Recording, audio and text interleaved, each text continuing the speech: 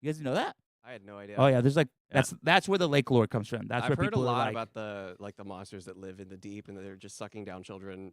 That sounds terrible, but they're capturing kids and this is where you just see all these bodies come from and there are ghosts everywhere. I mean, that's so much lore.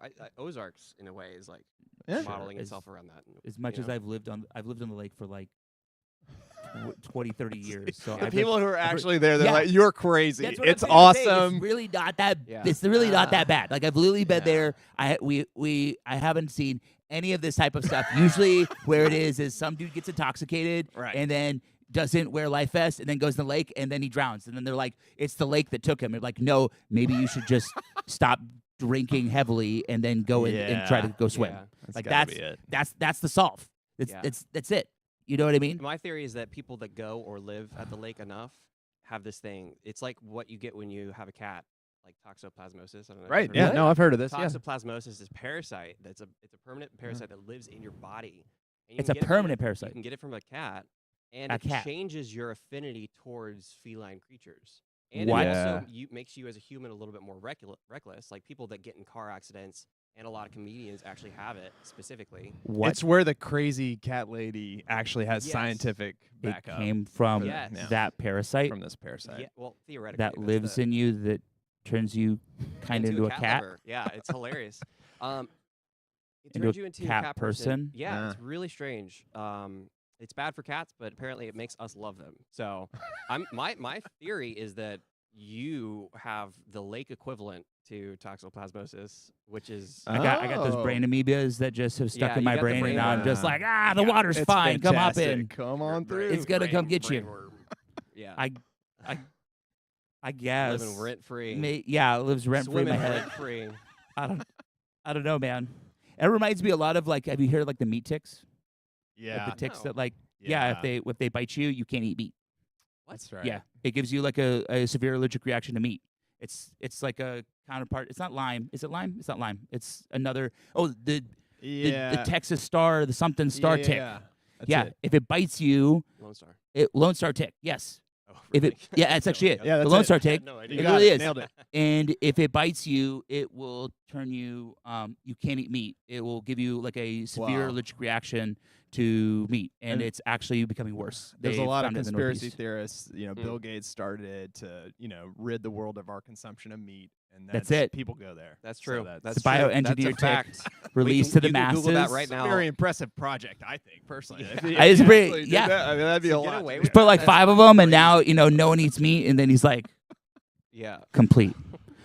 But we're live. We're here. Hey. We're doing the thing. Welcome to the FQS podcast, the Run Show podcast. I'm Cody.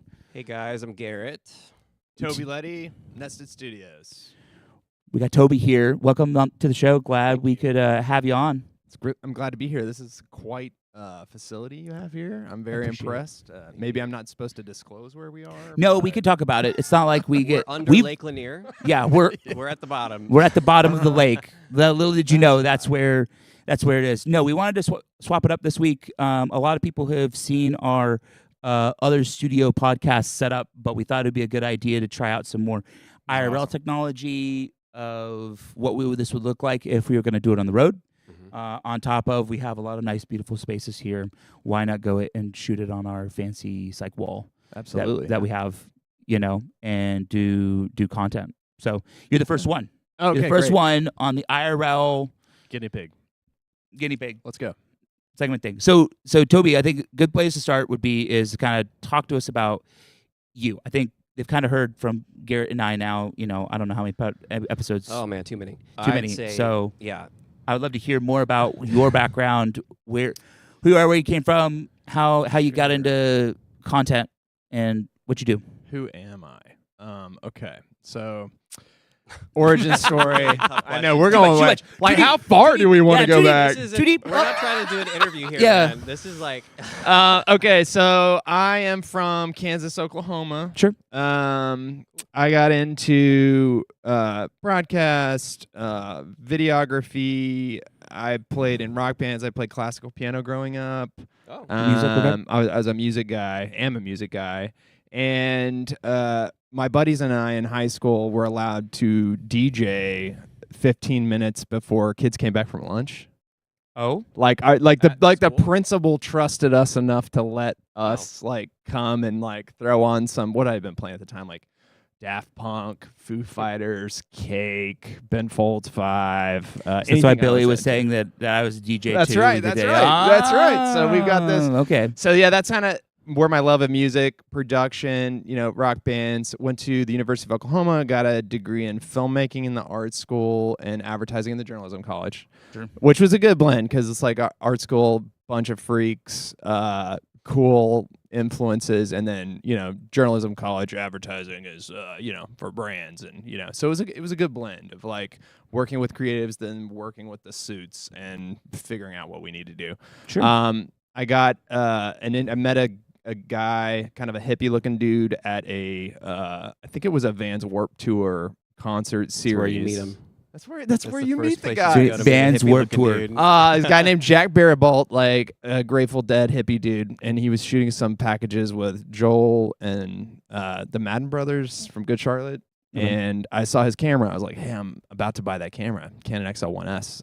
And he offered me an internship on the spot in New York. So I was like, let's do it. So did my internship at MTV2, kind of in the, it was just like a content creation channel. We did some stuff with like also on the side with Burton and Oakley, and that was the best summer of my life. Just like kid from Oklahoma going out with my John Deere T-shirt, and my Dickies, and like a hat sideways, and like being thrown on a boom mic immediately and jumping right into it. So from there, I did another internship with the promos department, and then turned that into my first position in the promos, and then hopped over to MTV.com. Okay. And was a producer, MTV.com. Yeah, they were launching their like .com space, and this is like blogosphere times. This has been 2005 to 12 is when I was there. Absolutely, it was a good blog. There's a lot of blogs. That was how you could dig and actually get music remixes. And stuff. I mean, and so there was like different channels. So there was like the MTV Geek blog, which focused on video games, gaming. There was like the pop blog. The handful of just trying to launch different silos for content. And we would produce. We had a small team, 3 editors, 2 or 3 shooters produce. Everybody's like a predator, like a producer, editor, shooter type. Sure. And I got to work on a lot of music content. So interviewing bands and artists who came through, like your Snoop Dogg, I met Justin Bieber when he was 14 with Scooter Braun. Taylor Swift came through. Wow.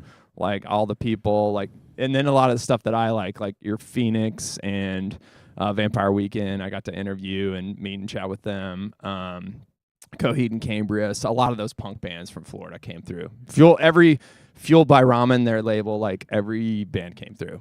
That's awesome. It was cool. A good time, young in my 20s. Trying not to look too old there. And then I got too old there. And I remember one day I was on. You got too old there? Yeah, I was like. They like moved you out? They're like, sorry, sir. We were interviewing pretty much. They're like, we're going to put you on over the hill. It's like, we were interviewing this band, I feel, but like some punk band from Florida. I don't remember who it was. I'm not going to talk crap on this band, but they're like, oh yeah, and we got our bass player. And he was just like, old guy's like 30. And it was like the day of my 30th birthday. Oh no. And I was like, okay, maybe I should go do something else now, because I think I'm done here. So we pretty much had our daughter, and then I found a position back in Oklahoma, this place called Brothers and Company. It's now called Idea Ranch.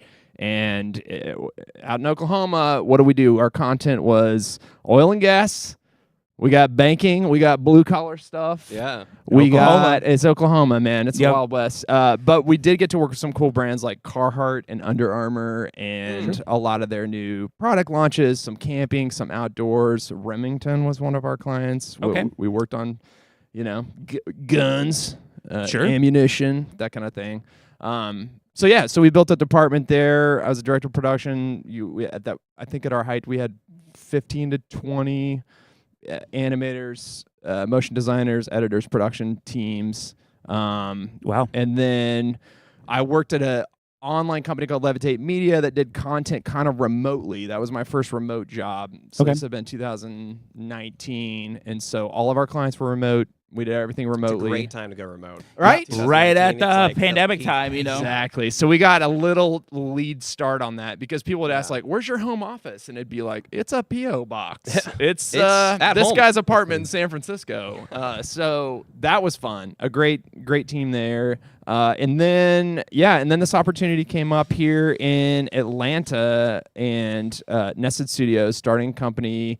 And the idea with Nested is essentially a producer embedded in internal ad agencies. So we kind of we don't hit their P&L, we don't hit their books. We just give us a desk, give us a company email with your team, get us all hooked up to the teams and so we can communicate with your teams, and we just become a little bit of their video arm and help them create any content. But we've also that's mixed into live events and streaming a little bit, but it's really like we're there so that on a Friday at 5:00 when the CEO says we need this thing to happen by Monday, they have an outlet to go to who's steps away to make that happen.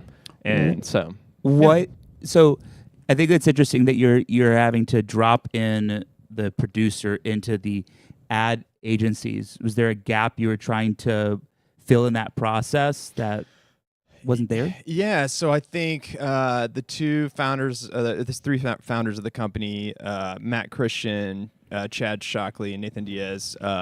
They saw, I think, that need early on with. It's with Chad? Yeah, that's Chad. Chad One of Hogan. Chad's many companies. Yes. He's got lots of different things. I love Always Chad. cooking. I know. Chad's a great guy. Is incredible. Chad, if you're watching this, you're going to be on this soon. We're getting you on here. Oh Yeah. he'll be great. It's gonna happen. But yeah, so it's been a great go with Nested. I mean, I love Chad, everything he's doing. And then Nathan Diaz is a great partner for him, kind of out, and he's actually in Tulsa.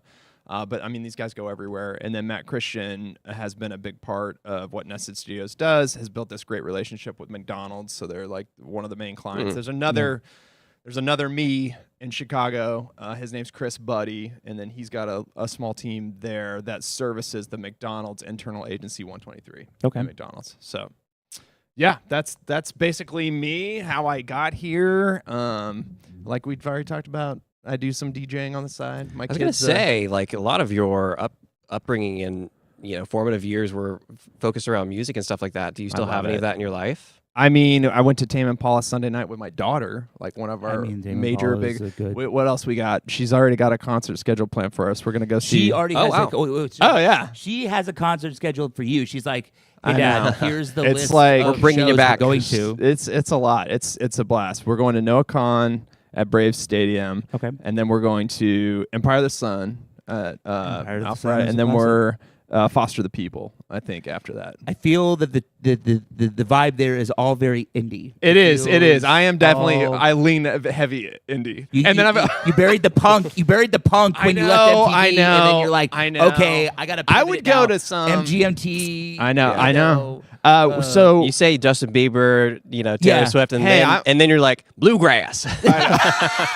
you're right. Some genre jumping. I'm going to Strokes at Shaky Knees. Okay. And then I think Need to Breathe the next. I mean, we're Need going to to Breathe, so many. I'm Nice. seeing a trend. I still Love Need see to the Breathe. pipe. The pipeline. Oh yeah.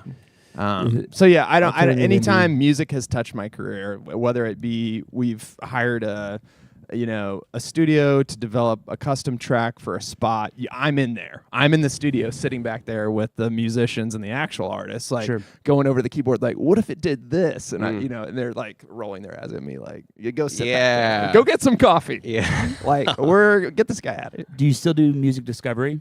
As much as I can. As a dad. So we talked about the blogosphere because I find that interesting because I was writing blogs around I was writing for a blog around the same time that went under, and I was very much of the time of like using blog aggregators to find like what are the top music, like Hype Machine. All over Hype Machine. I still use it to this day. Oh, okay. It's I'm still a big fan of what they're doing there, but obviously is kind of like that social media has essentially taken over that. It has, but I was curious for you what you thought was like the death of the blog. Like That's a good question. what really caused that in your opinion? I think because YouTube killed YouTube. the blog Really? Absolutely. I think it's Absolutely. I think it just became, especially at MTV. I mean, there was like Vivo that tried to kind of get things going from like a music video standpoint, but YouTube it went like this. It just kept creeping in. And I remember there was a whole team at MTV that went on YouTube to pull music videos down that other people had posted. Really? So it's kind of like that tried and true of like, the Napster back in the day, that it's like it's going to happen. And I think YouTube, I don't know. I mean, No, that makes a lot of sense to me. It makes a lot of sense. I feel that YouTube, though, isn't really great for music discovery. I don't think it is. Right? No, it's terrible with that. Yeah, Even I agree YouTube Music, like that standalone platform that they've built, I feel like isn't even up to snuff compared to standard stuff. I mean, even when I'm doing like track finding now, I'm pretty much relegated to SoundCloud, which there's still a lot of stuff that's getting cranked out there. You may have some stuff on like Mixcloud. I feel Spotify is a little too late. Like usually when people are uploading it by Spotify, and at least in dance music, it's kind of old. Yeah. And so it kind of more pushes toward the mainstream. And so I'm curious, if you do your music digging now, like where do you find it? Because I mean, as a music guy, I can't find it unless I'm just like, you know what? I'll just go on Beatport. I'm just gonna look at the top 100. See, you're like a real DJ. I was like, I mean, I guess I like, and I just kind of, I'm a vibe architect. Sure. Yeah. Well, aren't all DJs vibe architects? I mean, yeah. I mean, but That's all they are. you know how to make the mixes just a little, like, snap together a little better. It sounds like, from what I'm picking up.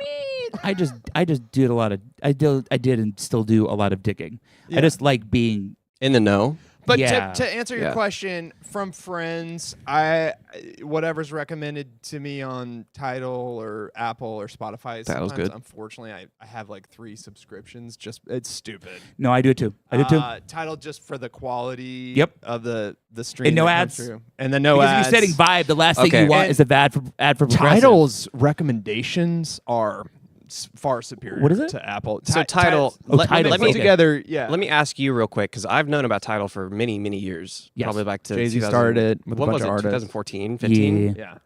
I've known about it since it launched, and I've always been skeptical because I'm a musician as well, and I'm just not sure if it's real, if it is a higher quality. So their whole shtick is that it might not be. It might not be. It's like the way that they encode and have the music. It's lossless quality. Yeah. Through the internet. You know. The what I mean? only time that you really need lossless quality is for I'm going to go on like a 30-second rant and I'm done. Okay. We're done. Done. So on lossless quality, there's only 2 reasons that you need that lossless quality. One, you're an audiophile like freak who's like, I need to have gold-plated cables that's going to go to this warm condenser tube that's going to come out of this phonogram. Which you have. What? People who I have don't have any of that. You've got gold-plated stuff. I do not. Do you have it? I've seen I do it. not. Do you have It's a lies. Macintosh? It's lies. Setup in your It's fake news. What? a Macintosh setup at home? No, He so hates that's another Apple. problem. I used to We're work not with gonna- not Apple. Macintosh, the built in Vermont with the tube amps. Oh, and yeah. the $100. Ooh. Yeah, I don't either. So Yeah, so who has that, So right? back to the lossless only works for like people who are like super audiophiles, but even that I would argue isn't that a lot of that is just almost placebo effect. The I only think other it place that probably you'll is. see it that you want lossless tunes is if you're on super large sound systems Right. in an arena Right, or right. on a music festival stage where there's a 100%. mix mastering A1 in there. Yeah. You will tell when something is overcompressed and sounds like garbage and was ripped from SoundCloud. And you'll Yeah. also tell when you have like a raw like wave file that's like 5 times the size and like the depth and clarity. But you're only going to see it on like that level. Yeah. And you can easily tell it. 100% But in any right. other situation, if you're in your car, if you're on your earbuds, like the quality is like It's not possible to replicate what could be heard to begin with. you can maybe hear like a 96 MP3 be like a 96 kilobit MP3 versus a 128 kilobit MP3. You might see it because it compresses it a bit. From the 128 to wave, you might hear it maybe on like a different audio quality system, but like that's tough. The only time you'll hear it then is like on those huge sound systems, and then I can immediately tell when I'm listening to a DJ and be like, he ripped all that stuff. There's like super low end and it sounds muddy and sounds like shit. And like 100%. and that's why most people like when you get to like a certain level when you're playing in clubs, I'm just like actually buy the music. Buy the music, pay the people. Don't use YouTube rippers. 100%. Like you might know, might not know, but everyone will hear it on the other side. It just like ruins the experience. Yeah, and let's be honest, the only time you really want loss in quality like that is if it's like physical hardware. You've got a vinyl CD and you got a little scratch in it. Oh, that's. Do you put vinyl? Nice. I have a little bit. I didn't go crazy. I mean, I was an Apple rep in college. Apple. Oh, really? Like the real Apple. And so was I. The Apple. I think we talked Apple about gang. that. Did we? I don't know, man. Maybe. Apple gang. I keep track of people that have worked at Apple in my I've got a memory bank. Dude, in my getting memory that bank. check I'm from I know I liked that guy. Getting I that knew check it. from Cupertino, like one infinite loop. It's like Yes, I got checks yes. back in the day, like paper checks. But yeah, I've kept all my stuff for sure. What did you do there? Just a student rep at college. Oh, okay. So I would go talk to professors, and then I'd sidewalk chop Apple logos on the sidewalk, and write like, go to soonerinformationnetwork.com to get your 20% discount on your gear. Oh yeah. And I would also discount. set up in the quads in DJ. They'd mail me all of the Apple products, Dude. Okay, and I would well, DJ while like, hey. that sounds to me like you were an actual DJ. Like you're sitting there downplaying your I DJing, wasn't. and if you were there and you played for other people and you were given things to use or give away, that sounds to me pretty. The first DJing equipment that I had was on an iPad, and I used DJ AY. It was DJ. And then I had a little like plastic board that I used, and I connected it from. Mine was iPad. Radio Shack with two, RCA cables from two separate either CDs or I did bring out some. Oh, you vinyls. had like the you were Oh running yeah, the it's just a CD. crossfader Oh between my them. God. I mean, it's just Whoa. like I have a real whole box. basic. I have a whole box of old school like CDs, like the promos that they Oh, would yeah. send out and Oh, stuff like yeah. that. Yeah, yeah. You get like those were all clutch. I want to go and bring it back around from our DJing because we can dive into there, and I'm very opinionated. I can listen for days. I can talk. I can talk music forever. But in that's sort of why we're here. But I want to talk more about. So you have a unique spot where you're sitting in these brands and you're ultimately connecting brands to audiences, right? You have Correct. You're sitting as a producer. You have corporate coming and saying, "Hey, we need these certain things." I would be interested for you because you've been in the industry for a while. How has that process changed over time, and what does that look like today? Yeah. I mean, it's the end result has not changed, which is brands wanting to live in the consciousness of potential consumers. So that obviously doesn't change, and the mediums change. I think brands are oftentimes scrambling to ride a wave and absolutely. they might be a little late on, You right? feel is that the biggest problem? I think it's an adjacent problem to that, Okay. but homogenized trends that brands are following, that they're trying to ride the wave. Instead of Being bold and doing something different and outside the box, or stealing from another medium or industry and bringing that creative over and kind of really taking a chance. Unfortunately, not every brand has the what's your brand persona? Like if this were a person, who are they? A lot of some of the brands we work with are your family friendly, go and get a sandwich with the family. And so though that doesn't give you like a diving board or a platform to really go edgy on like the family friendly setup. But some of the brands we work with do have the persona of going edgy. We do some content for Moe's. We do content for Jimmy John's, have done.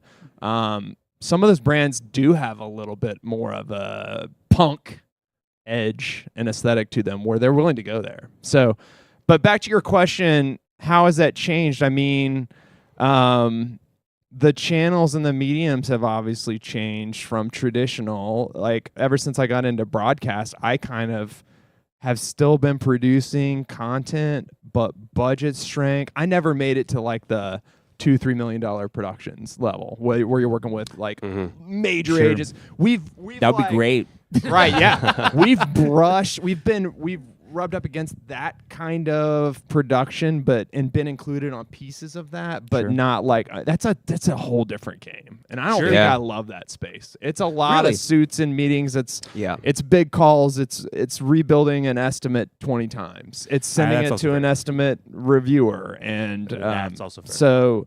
But how many layers of approval it has to go through at each step too? And everybody wants to get their 2 cents in on the project and justify their position, and it gets kind of old. But have you seen the inserting, like, because that whole business model is that you're there in the company so that you don't have to go through that song and dance. Does that make it easier? Correct. And that's why with Nested, most of the brands are working with an internal agency of teams of creatives, so creative directors, art directors, writers, project managers, and then we're brought in as part of that team.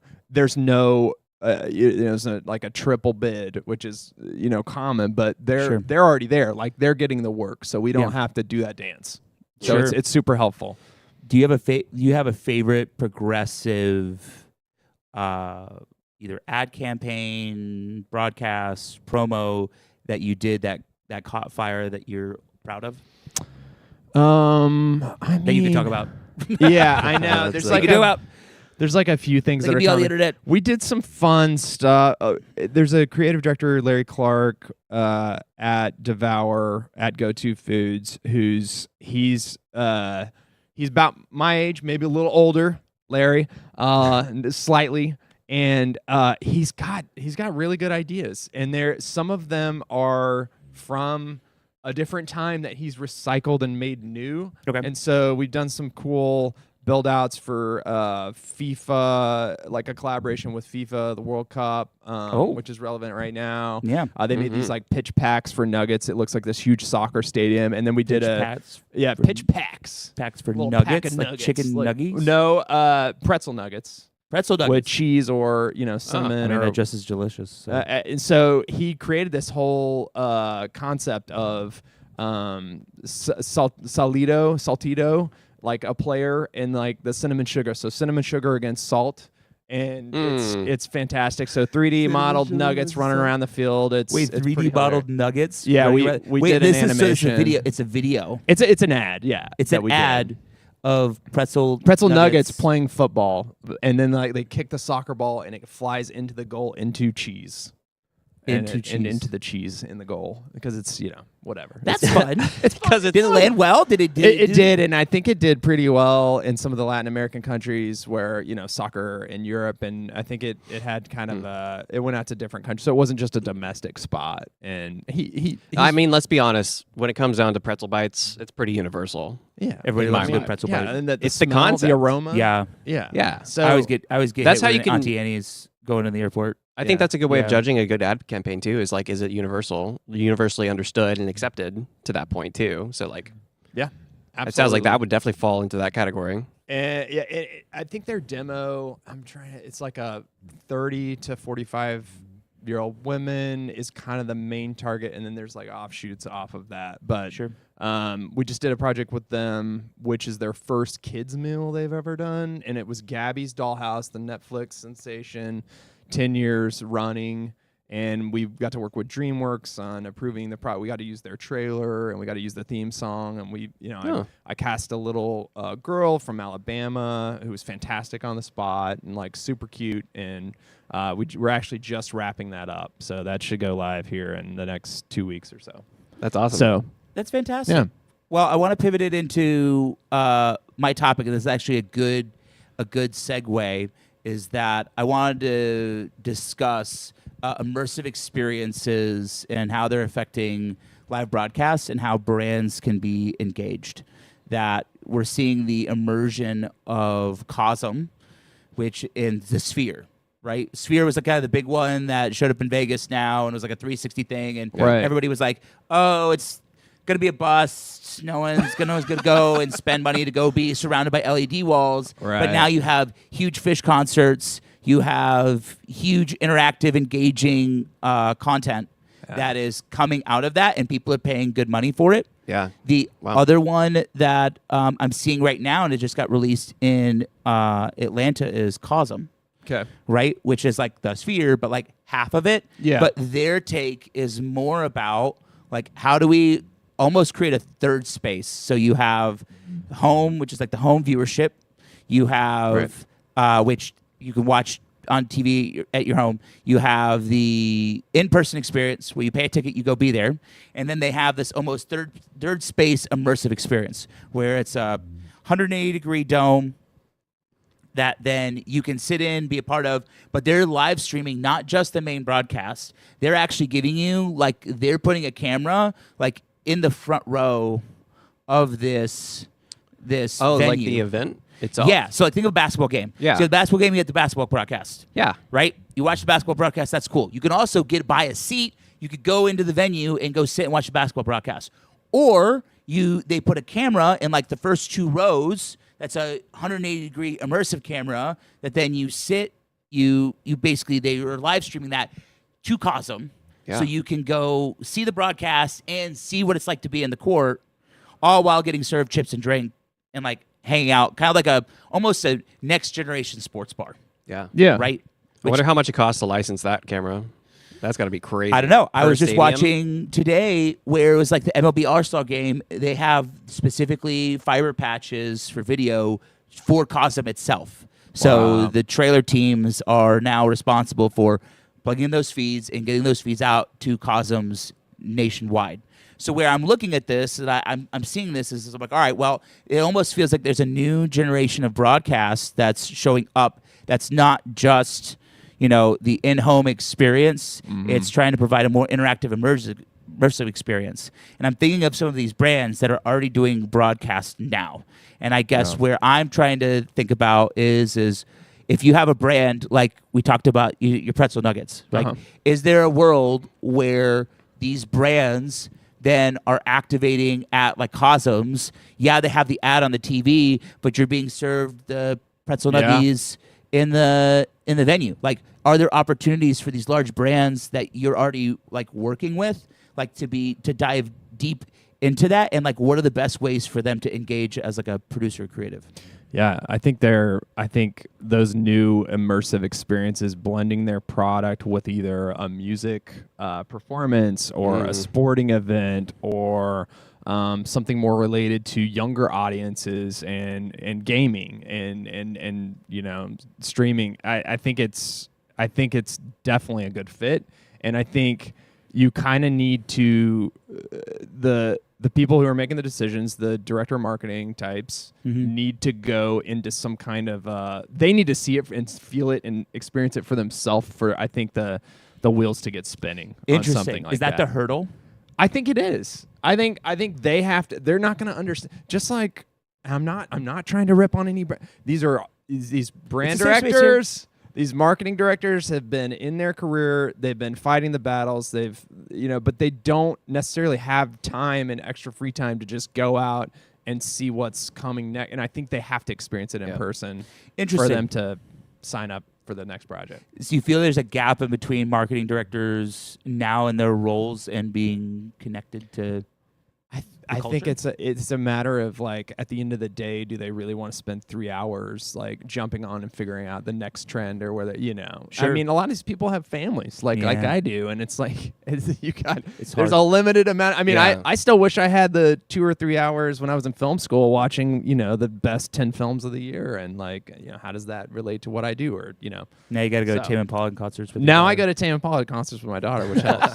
It's probably more important. I kept saying Kevin Parker. I kept saying it. My daughter's like rolling her eyes. It's like, okay, Dad, we get it. You're doing it with an Australian accent, Kevin Parker, like the whole time. But anyways. So you're saying the barrier of entry to these conceptual events might just be down to the fact that they aren't aware of them when they're starting to rise? I think so. I More or don't think they're. Some of them will take a jump on something that was written up in some marketing or advertising, website or social media post or whatever. But I think really getting them to understand the nuts and bolts level and how does this feel to me? How might this feel to our consumers? How might this be revolutionary and game changing? I think they need to go to something like that before they can put it together. So Nested kind of sits in that interesting opportunity. Is that something that this is more curiosity on my side? Is it something that you feel is on the So like we say here that we like consume what we produce. And that gets us closer to the content, and that allows us to produce better content for like our clients, right? Yeah. However, to your point, it always ends up being an uphill battle because you're like, we're close to the culture, and this is what's hot, and then they're like, well, I don't know if it's brand safe, or I don't know if it's brand appropriate, or I don't know if that's ultimately going to be taken, but it's the, I don't even know what the words I'm trying to use are. Fortune favors the bold, right? Yeah. 100%. Is that how do you close? How do you feel is the best way to? Because like you said, they're busy.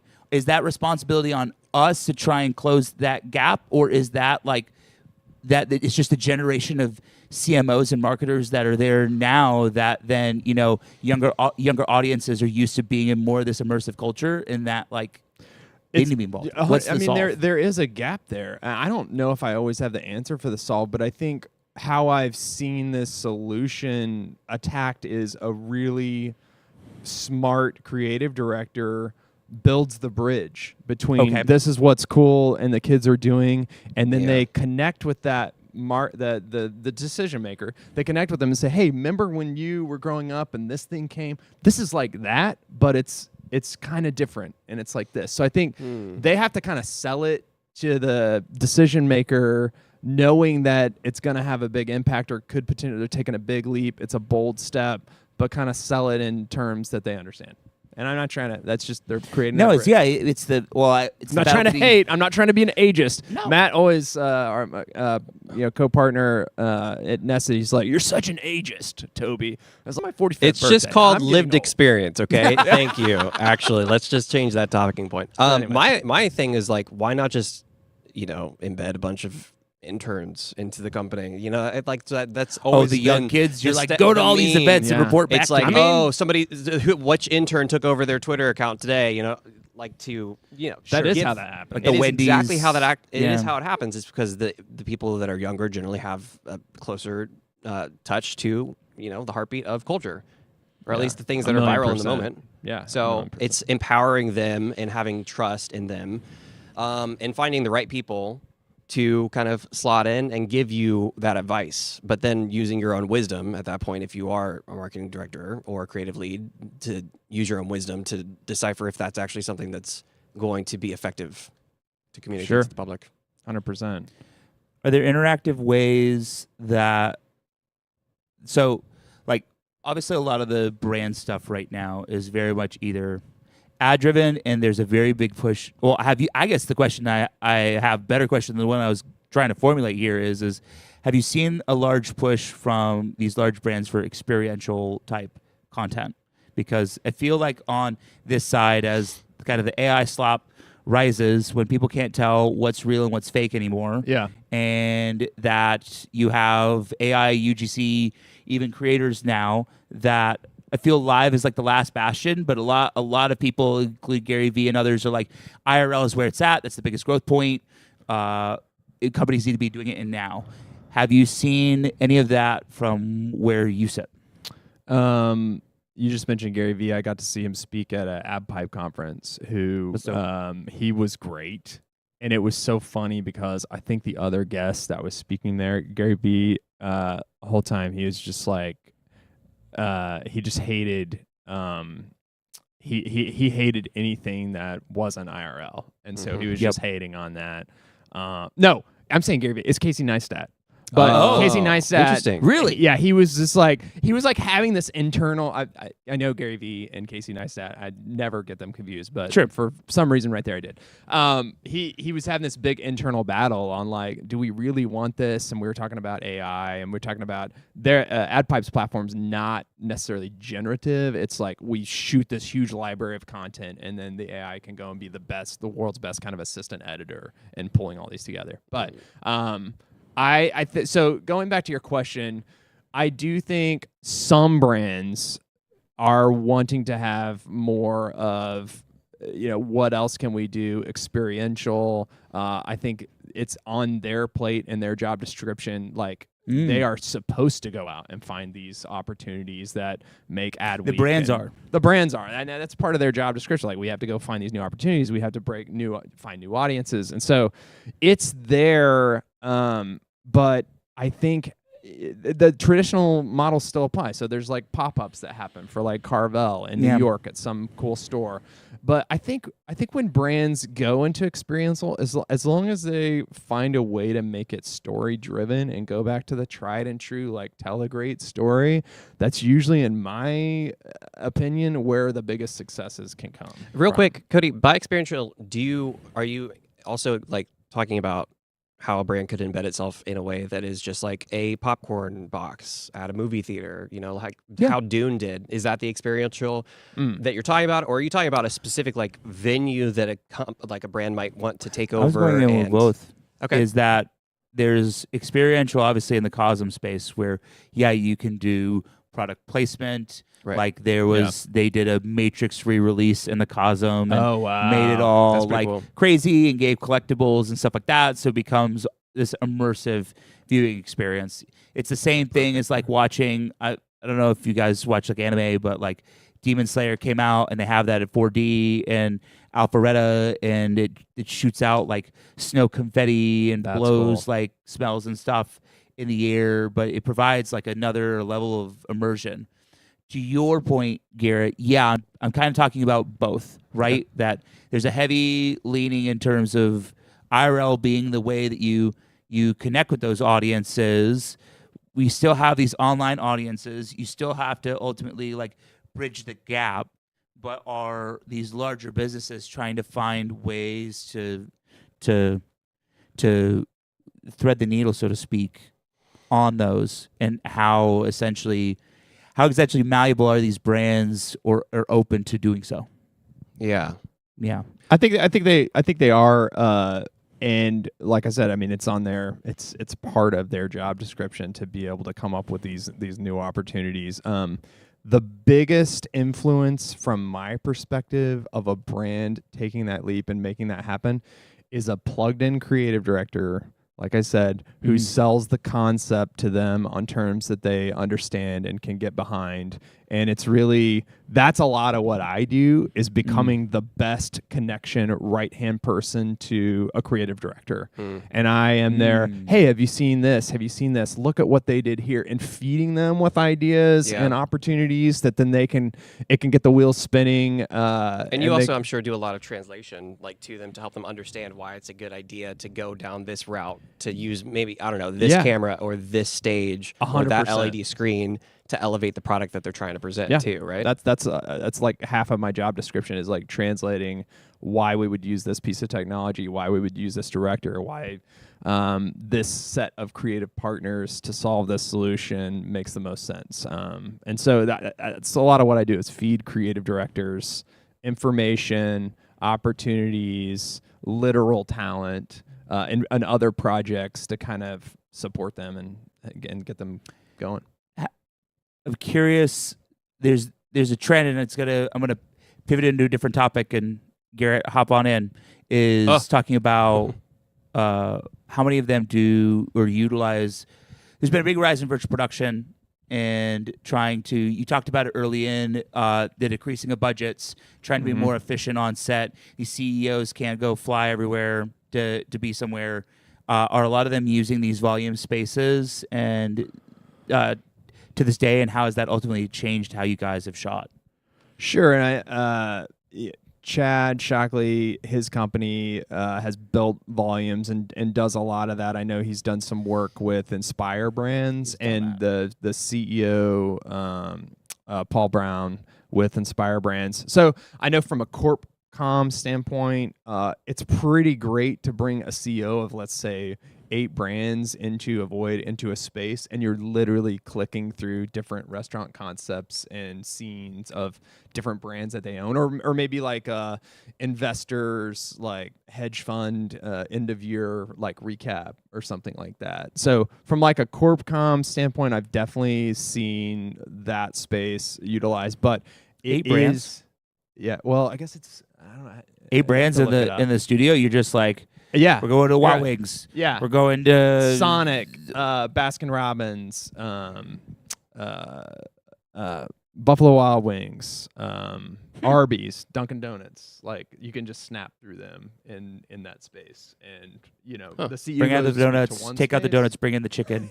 Yeah, you're just flipping through it. Now It's like Star Trek when you've got that food atomizer. Apparate. Yeah. But I've definitely seen it in corp comms, kind of some year-end like meetings, wrap-ups. As far as traditional content and production, we've done quite a bit of commercial production, being able to be in like 5 different places with some like a decent art direction budget, so $4,000 elements. And we did a spot for like Sonic, like it was their Limeades for Learning nonprofit, and so we got to be in like 5 or 6 different locations, and we had a whole plan before to kind of build out certain. So we were in a classroom, we were in a crosswalk by a school. It's super helpful in production, but it's not necessarily like we're not delving into like live experiential unless it is a meeting at like the end of the year where for the investors, everybody's logging on and they want like an Apple release keynote like type show. So yeah, and to your point, the green screen version of that and not having to have a huge void LED wall like setup, there's a huge opportunity there. Yeah. I think it hits a price point that because everything's better, faster, cheaper, more productive, Daft Punk, you have to have that option for especially corp comms departments. Their budgets just aren't what the ad budgets are. Corp comms? Yeah, corporate communications. Okay. For investors and the company and B2B. I guess that still has to look good. It does. They got to borrow from the cool kids behind it. Yeah. So. Well, I want to ask a question real quick to both of you guys. So talking about live experiences, and I know that we are a live streaming production company, so like that's what we do is live. What do you guys think would be a method that a larger brand could utilize a interactive experience such as a chasm, or like I know Cody, you've talked a bunch to me about like trying to do live streams, going to specific locations, like trying to get a brand involved, maybe I don't know, with an escape room or something like that. Sure. What do you guys think could be within that realm? Like, do you guys have a go-to thing that you like to talk about within, like bringing a live stream to a corporate client? Yeah, I can start. Yeah, sure. So we do a live stream with Sonic monthly. You've seen our setup. We got a pretty basic setup. The whole point of it literally is streamed out to every single Sonic in the U.S. So like I can just imagine like that Sonic, like the manager's sitting there like eating some tots, like workers are like running around and they're like watching what new products are coming out, what they need to focus on. Sometimes it's issues that it's an operations podcast. So it's they're just trying to connect with all those Sonics, feel like they have a tie to the mothership. Yeah, it's and like an what's address going to the on. nation. It is. Yeah. And they make it fun, and we make it kind of like just a little, like an SNL. People are laughing, you hear clapping, but we keep it a little chill. It doesn't have to be super serious. And that's a huge need. And it's way better than an email or a deck or somebody sitting on a Zoom call flipping through a PowerPoint. It's live, right? And there's it's way better. You there's feel giveaway, so much more there's Q&A, you've got chat. There's an interactivity piece of it. Yeah, so I think there's ways to improve upon that model a little bit. And now that's an operations thing. I think for fans of the brand, for creating more awareness, creating more customers. I think it's latching on to big events that consumers care about. Right.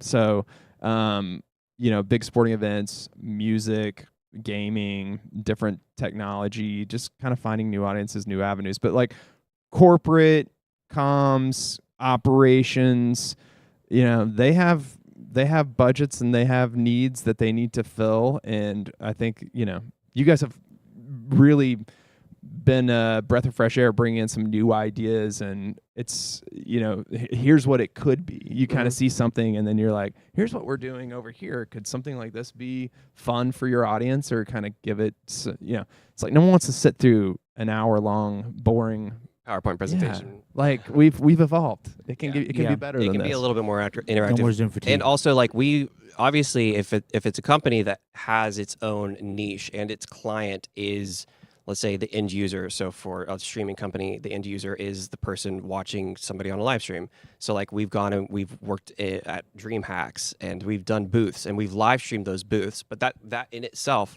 could be considered an interactive experience as well. Yeah. And we just found a way to capture that. And present it to the audience. So what do you think, Cody? Is there like another example of an interactive experience you think a brand could latch on to and try to figure out? Or do you think it needs to be something specific to that brand? Like, for instance, with the COSM, they're probably partnering with a lot of teams around the country or stadiums to allow them to have that camera in the first or second row. There's probably not much room for, a Dell company like Dell or Microsoft to go into the COSM unless it was for a keynote or that kind of thing. I don't know. What's your thought around that? I think it's when you're looking at live streaming, you have to make it authentic to the brand that you're bringing it in. I could see a world where Sonic does a skit with Drewski where he is dressed up as a dude in roller skates, and it's an IRL stream that lasts for 4 hours and breaks That'd the be internet. hilarious, actually. I see, right? Are you a creative? Yeah, I mean that's that's like the direction, right? Like I see Wendy's and Drewski's there, but he's got a red wig on. No, and the I ponytail. see. That's great. Well, That's I good. see I like this. Well, going even further, I see like we'll stick with fast food because whatever. I see a situation where you had a Burger King and Wendy's get into a beef, and then they try to settle it with like rap battles online. But I could see that easily turning into instead of that, there was a live stream versus where they had an Instagram live of two rappers like doing a rap battle that people voted on. That you then convert that into like a live stream. That like actually, a rap battle tournament. Yeah. Yeah. Wow. Right? That would be dope. And then I chat see- votes on the winner. Yeah. Yeah. And then the other company Yeah. has It's to a battle. buy. It's It's a a battle merger. of the brands. That's Yeah. fantastic. So there's oh, that would be good. so there's a lot that. of like, but that's authentic. Yeah. That's authentic and that's cultural, Mhm. right? Yeah. I can drop a popcorn box into COSM, and just like how you have the Dune Right. popcorn bucket, and that can be a thing. That's promo. That's promo. Yeah. But if you want something that's going to have its own media piece that then is going to become something that's culturally relevant, you're going to have to like dig like one level deeper of like knowing the cultural piece to then be like, hey, I want to go do these type of ideas because I know they'll kill it, like, Yeah. regardless.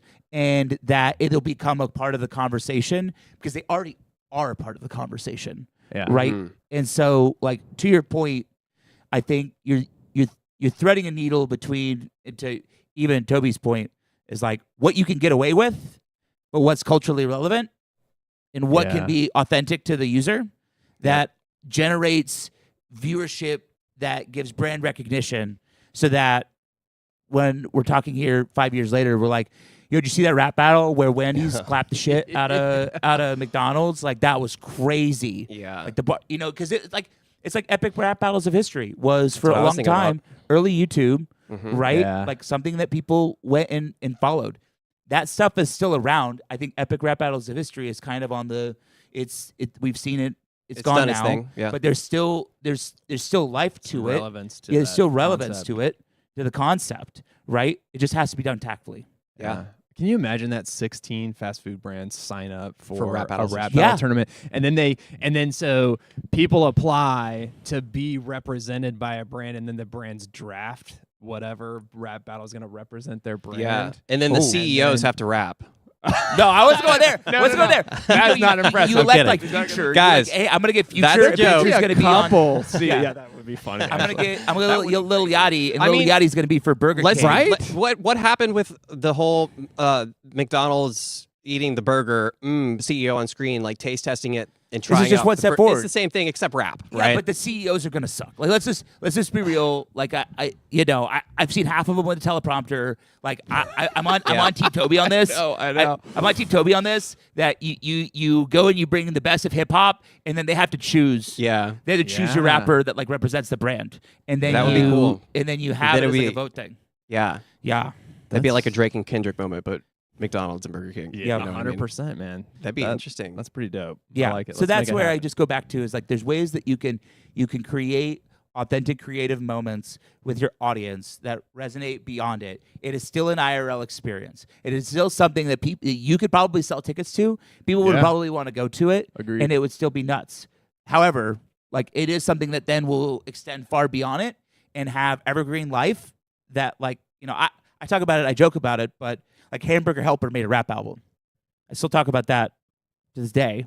You haven't seen that? No. Hamburger Helper made a rap album in like 2014, 2015. Like their yeah. own label, their own. Yeah, it was like That's a SoundCloud release Amazing. of like Hamburger Helper. Yeah.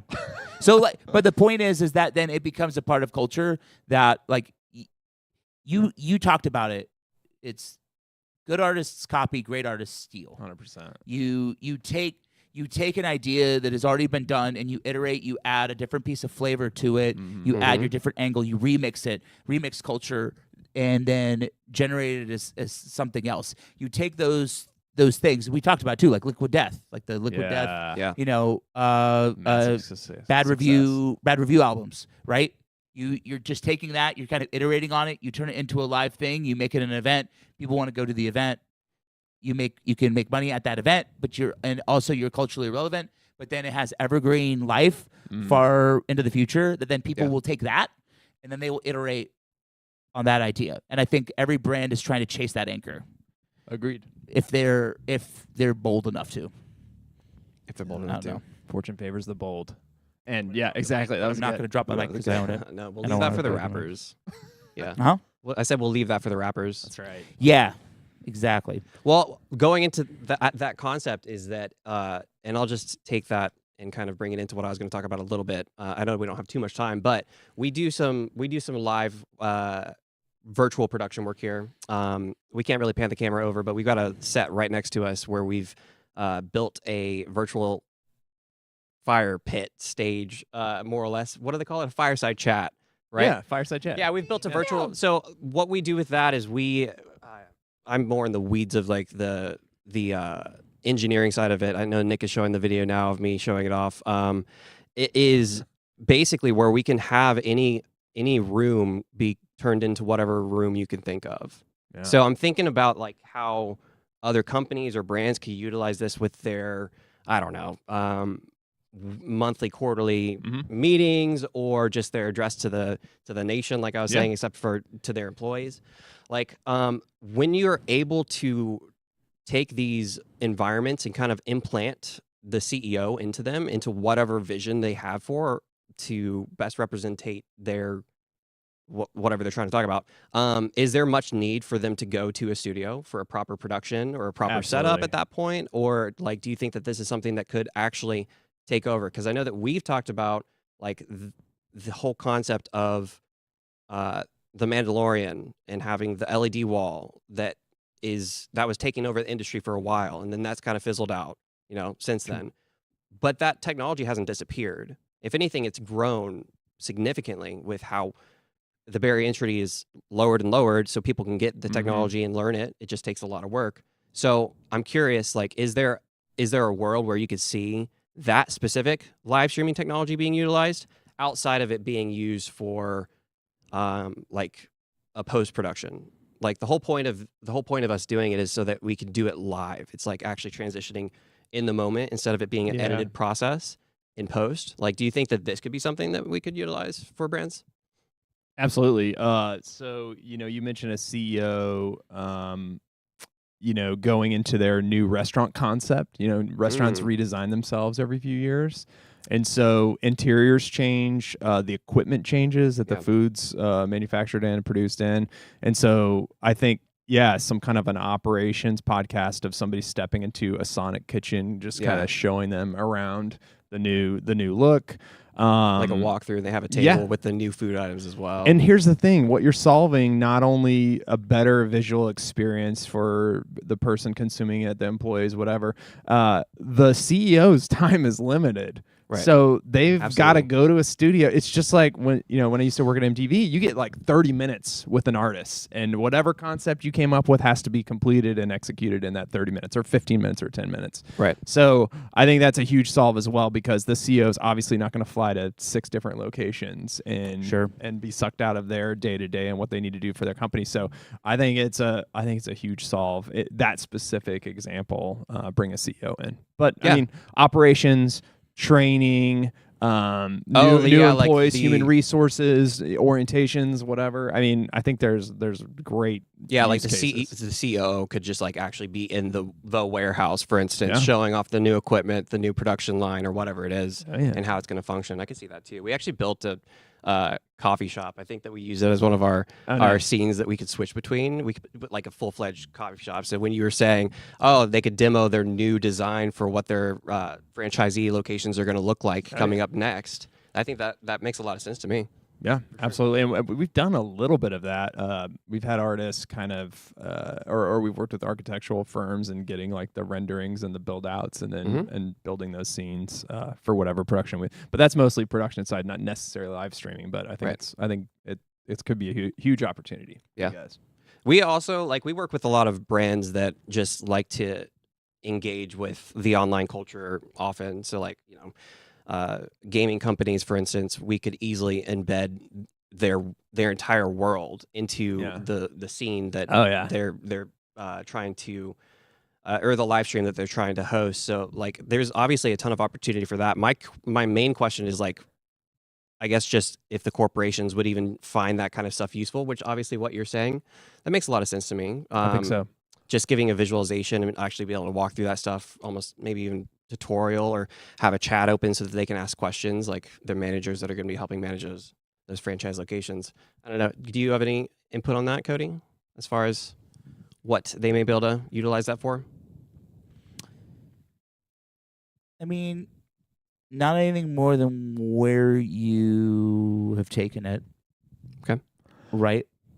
What's cool is you mentioned, so I just watched my wife has become a huge NFL football fan, and we're watching quarterback series on Netflix. And so what's interesting with the generations now, they're focusing on like Baker Mayfield, Cam Ward, everybody's a gamer.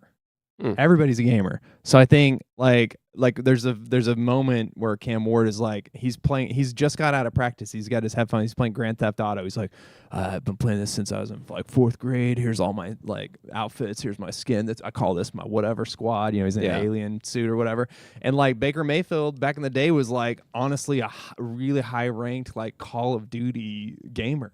And so I think there's a really interest in it. I mean, people have talked about this for forever, but there's a nice crossover between gaming and high-end, high-performance athletes. Oh, it's so interesting. Yeah. It's unexpected for somebody who's a little older, 45. We actually get that a lot. We do a show at the Super Bowl, and all of the players, I think the very first show we did, we had no expectation for what was going to happen. We show up, and we've just got Madden available for players to stop by and play and kind of chat with the host that was a live streamer, a content creator, and our stage. So instead of them walking around and doing their press tour kind of thing where they go and get interviewed by tons of people, we had a full team, a full football team swarm our stage and just try to play the game, because they didn't want to answer questions. They didn't want to go over statistics or anything that everybody else wanted to know. Right. They just wanted to take a break. And they wanted to go Madden. back to that time when they did that in college or high school with their boys, and they all gamed together. When things weren't so serious, and they didn't have to perform. More of that. I think that's a really cool setup that you guys. I love that you. I mean, working with Madden, a massive property like that. That's super cool. Yeah, we've done quite a few. We've done quite a few years with them, and it's kind of interesting because, as Garrett's brought up, we've kind of moved away. It's less gaming, more IRL. Right. And we're still trying to find the balance. gaming clips don't do as well as they used to. Yeah. Okay. Interesting. That people don't want to watch verticals of that, but what they do want to watch is Sketch doing a vertical and not hitting the first like rung, right? Yeah. Like a jump test. They want to see, jump test. They want to see, who are the guys when we did it in Dublin? Like a mini mentor or those guys when they want to bend or break the rules because they want to do their own kickoff challenge and like get more points, and then people start resonating with that type of stuff. Yeah, absolutely. Than they do with the game. So it kind of goes all the way back to like these IRL experiences that get showed online. Mm-hmm. Is that I think we're still trying to find the balance of that. I think we're still trying to figure out what is how do you represent the game the best, and how do you build these authentic interactive moments with these creators that feels authentic to them. Sure. Year over year. And I think we're getting closer, right? Every time we do it. But it's still something that we're having to figure out. I mean, you guys are in an amazing space. How cool is it to be even like talking about this? And that's true. It is very work that you've done. Sometimes that's you're an MTV man. How blessed are you to be in MTV interviewing punk rock bands? I mean, at Warped Tour, heyday. I think you probably can relate to this. Sometimes you're just so focused on a project, and in that moment, you do have to take those moments to sit there and be like, "This is pretty damn cool." Well, like I'm doing this. I'm doing the this thing. Is so cool. I know. So making it happen. I'm actually here. You got to take those moments to kind of self-recognize, like, true. This is pretty legit, and this is fun, and other people would die to be able to be in this position to be able to work on some of these projects. So that is true. That's fair. Is true. Cody, humble up. I'm kidding. Hey, I take pictures when I'm at these places. But speaking of which, we producer's giving us the call to wrap it up. So we need to come up with our final thoughts here. Our closing arguments on the debate floor. Might as well get in the thing ready. No, I mean wrapping it up, talking about virtual production and talking about Cosm and these immersive experiences are the things that brands can do today that will help them be ready for these trends that are going. Yeah. I think I can't wait to go experience Cosm myself, and then based on those experiences, I would love to start seeding these ideas to some of the creative directors that I work with, so that they can then kind of take that forward and figure out the best way to make that happen. I mean, yeah. I mean, God, you'll look back at this podcast in 3 years, and it'll be, what's next. So I think we always need to be up on what's the next biggest and best thing. How does that fit with our brand? And if we're doing that, we're good stewards of our brands and our clients, making sure we put them first. So I fully agree with that. I think just keeping yourself at the forefront of technology and seeing it through and seeing what works and sticks, and then telling people about what works and sticks. As long as you can communicate that well to them and show them the vision and why it's a great idea to, give it a shot, it's going to succeed. I agree. And with that, we are at the end of this week's podcast. Hopefully we'll be back upstairs. Maybe we will. Maybe we won't. Figure it out. But Toby, really thank you for being here and being on my the pleasure. IRL segment podcast thing. Yeah, it's fantastic. I can't wait to see where you guys go from here. It's been great working with you. Great chat today. Yeah. We'll do it again sometime. Appreciate it. Cool. I'm Cody. I'm Garrett. Toby. It's a pleasure. We'll see you guys on the next one. Bye, everybody. Bye.